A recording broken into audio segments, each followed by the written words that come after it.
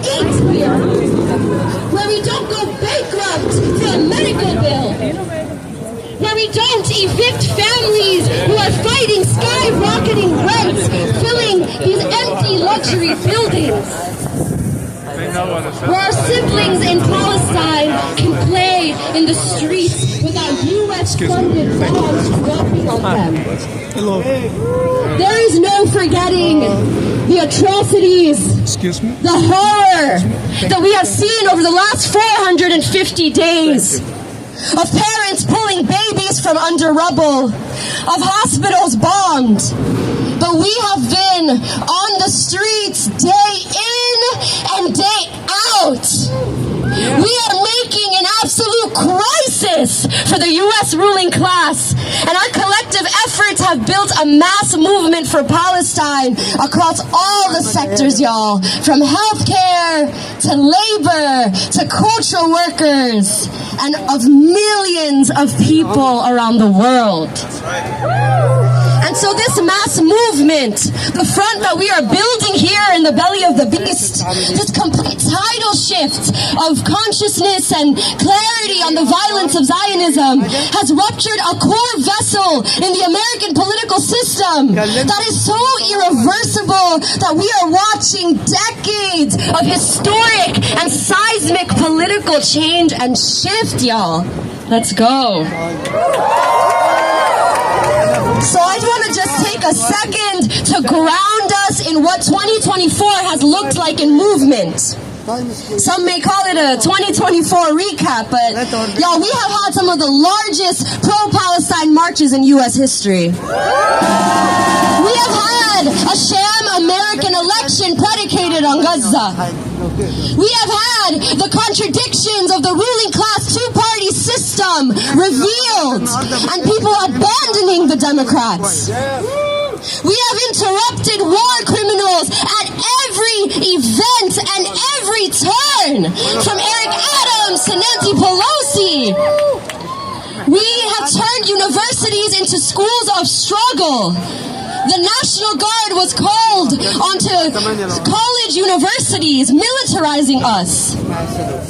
We have had thousands of us protesting Netanyahu's visit in D.C. with the police tear gassing us within seconds. But has that stopped us, y'all? Has that stopped us? This has been a historic year of mobilization. And we follow the lead of the Palestinian resistance, and I am hopeful, and I am optimistic, and I am certain that Palestine will be free. But to close this out, y'all, we know that this year will take all of us fiercely recommitting ourselves to the struggle ahead. Because we are going to be facing new challenges. But we are not phased. And we are not afraid of a new administration that's simply just a face to the same system. Because what we do know is that our people, our class, the working class, is clear on who the real enemy is. And we are rising up from the Amazon workers who are on strike during the holidays, to the Starbucks workers, and to our mobilizations today on January 1st, there is no going back. And so when the ruling class wants us to be quiet, and when the ruling class wants us to be tired, and when the ruling class wants us to stay home, do we do that? No! And so we know it's a long march ahead, and we continue to fight, and it is through organization, and it is through movement, and it is the masses that move history. And so we're here out on the streets today. We'll be out on the streets every day, and we'll see you on January 20th, where we are fighting the billionaire agenda, making an absolute crisis for the ruling class, an absolute hell for the warmongers.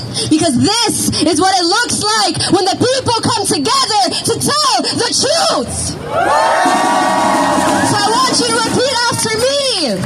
We want justice, you say how? We want justice, you say how? Stop bombing Gaza now!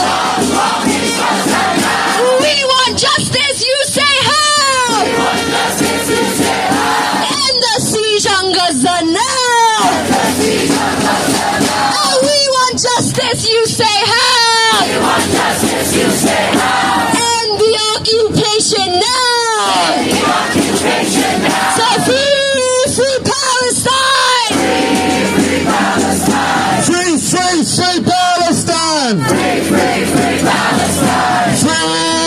Palestine!